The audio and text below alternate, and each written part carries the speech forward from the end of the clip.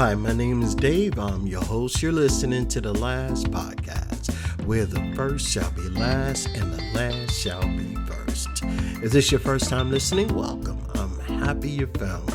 And if you're returning, welcome back. I really appreciate you listening, and I hope you continue to find tips, ideas, and value from listening to this podcast. Today, I want to talk about something that's kind of unique, and it's going to be a little twist here. Today, we're going to be talking about cooking the best meal of your life, a recipe for personal change. So, can you imagine saying you're waking up one day and you say, where did I begin? I had enough of my own sauce tasting sour. Meaning, when did you decide that you want to make that change? You want to cook the best meal of your life. Before I get started, I'm going to say this for clarity. I say this because I'm not a chef. I'm not even a professional cook. Can I cook? Yes. I can cook certain dishes. I can cook when I want to. However, do I enjoy cooking? No. And let me rephrase that. At one time, I enjoyed cooking very much until I burned our rented home almost completely down. And I got my family and myself kicked out, leaving us frantic to quickly find another place to live, which by the grace of God was even better than the place I burned us out of. So in a sense, I guess that was all good. But what a lesson I learned. And I think if I'm being perfectly candid, that lesson was not really learned very well, or let's say I kind of forgot about the lesson. And the reason why I say that is because I've almost made the mistake 2 more times of burning the kitchen completely up. But here's what I would like you to do. I want you to imagine something with me. Imagine you're in your kitchen, right? Preparing the best meal of your life. The table is set, guests are arriving, and this moment is your masterpiece. But here's the twist. The kitchen is your life. The ingredients are your choices. And the meal you're preparing, well, that's you. What if I told you that changing your life is a lot like cooking that unforgettable dish? Today, I'm going to share with you a recipe for transformation. One that I think anyone can follow no matter where you are in life today. Number 1, I'm going to say step 1, clean the kitchen. Before any great meal begins, the kitchen needs to be clean. Wouldn't you agree? Okay. All right, so that's the step in transformation. Clear your space. You can't create something extraordinary in clutter, chaotic, or a chaotic environment, or even if you're emotionally or physically messed up some way. You got to get clarity. You got to clean the clutter. Okay, so that's one of the first things I want you to do. This means like letting go of what no longer serves you. Old beliefs, toxic relationships, negative self-talk. These are yesterday's spoiled ingredients. It's like going in your refrigerator and finding spoiled milk at the time you are really craving that awesome bowl of cereal. I gotta tell you. All right, so I've been there. I don't know about you. I've tried to change things in my life and still had the baggage just weighing me down. And imagine that, trying to move forward with all these bags on your back, the baggage. In order for you to actually move forward, you got to clear that baggage off. You got to make room. You got to clear them out. Make space for something new. Ask yourself, what needs to go before something new can grow? All right. Now that you ask yourself that, I want you to write that down. All right. So, that means you got to let go of everything that doesn't even serve you, your old beliefs, toxic relationships, negative self talk, self doubt, whatever it is. I want you to get rid of it. But I want you to write that down, the things that you need to get rid of. And here is step 2: gather your ingredients. Okay.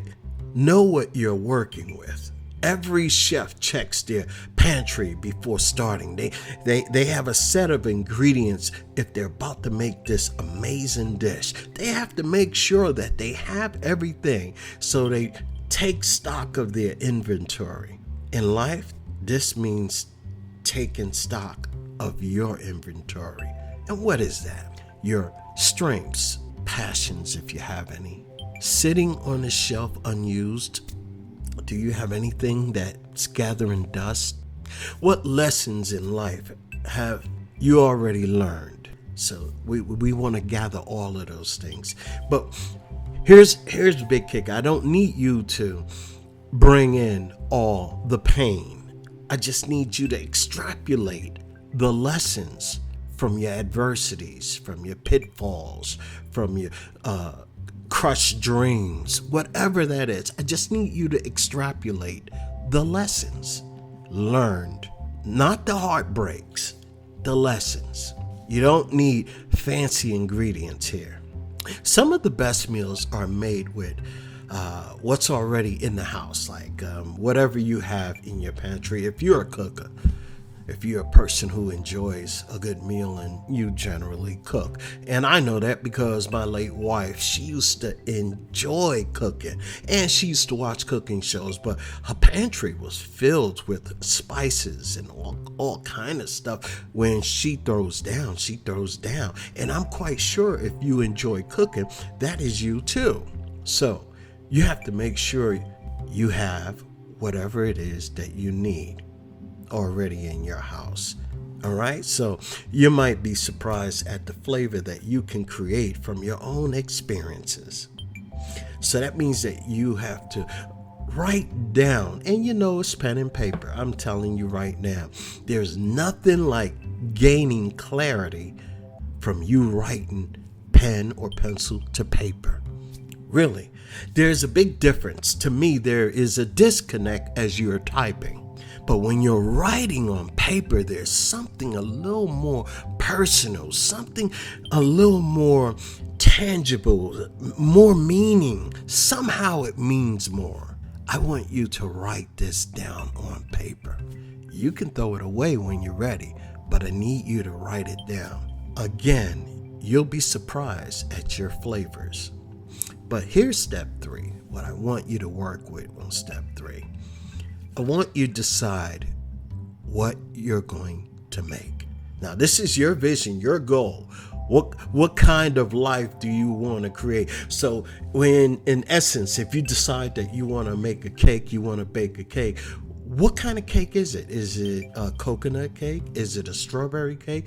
Is it a chocolate cake? Because you need different things. Or if you decide that you want to make this big elaborate meal, you have a big vision, a big goal for your life.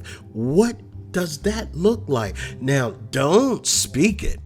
I need you to write it down on paper. I want you to write all of it on paper. This is your vision, your goal, whatever it is. What kind of life do you want to create here? Write it down. And I want you to be honest, be bold, be daring. Don't worry about your inhibitions or your limitations. Don't worry about none of that right now. I want you to go ahead and figure out what you want to create for your own life. Now, this is where most people hesitate. This is where most people fear choosing what they want because they put their own limitations on it. I want you to let go and act like you have no limits in life whatsoever. I want you to just write. Don't try to blot anything out, cross anything out, or erase anything. I just want you to write freely. The fear of choosing the wrong dish, the wrong path, that's why people hesitate. But here's the truth. Any recipe you fully commit to can become the best meal of your life. What matters is the intention and the follow through and the dedication and the commitment and your heart. That's what matters. I want to also go to step 4. Step 4. Start cooking. Even if you're afraid, get into the heat. Step in and start blazing. Once you start cooking, things get messy, don't they? When you're in the kitchen, you're making some people can clean as they cook. That's me, because I hate a big mess in the end. But believe me, I've seen some people make some awesome meals, but the kitchen, I don't want to come behind them and clean. So once you start cooking, things I do know will get messy. Timing is everything. Timing matters. Things sizzle. You might burn something like me. This is a transformation process, but I'll try to tell you, change is uncomfortable though, right? It is. I mean, I am a creature of habit. You know what? Sometimes, and I'm being perfectly honest with you, sometimes I have to be pushed to change certain things because I like the way things are sometimes. But when I'm learning something new, you know what? It's a pain. It's a hassle, especially when I like knowing all. Whatever I'm doing, it doesn't matter. I just like the process. I like to know what I'm doing, and I like to know beyond a shadow of a doubt. But that's not life. But it's just me. It's just the way I think. So just like a chef stays in the process, he stays with it, adjusting the seasoning, tasting, and trusting. You have to stay with your life as it transforms, right? Don't walk away just because it's not perfect. You don't have a great meal without moving some things, tasting some things, adding some things. Great meals take time, and your life will take longer. And that's okay. That's what I want you to understand. That's how you refine the recipe. Courage is basically staying in the kitchen when things get hot. Now, step 5, own it, present it, live it, baby, live it. After all the effort, the meal is ready. Change is real. Change is here. Now it's time to show up as your new self confidently and proudly. This is when people will notice something different. You're calmer, you're clearer, you're aligned, you're prepared something powerful, and now it's time to serve it to the world. Let your transformation feed others. Let it inspire them. Because here's the secret. Once you've cooked your best meal, you don't stop. You start teaching others how to cook their best meal as well. So, what's the best meal of your life? It's not just about food. It's about the life you craft with intention, courage, commitment, loyalty, and love and determination. It's waking up and choosing every day to clear your space and use your best ingredients every single time you cook.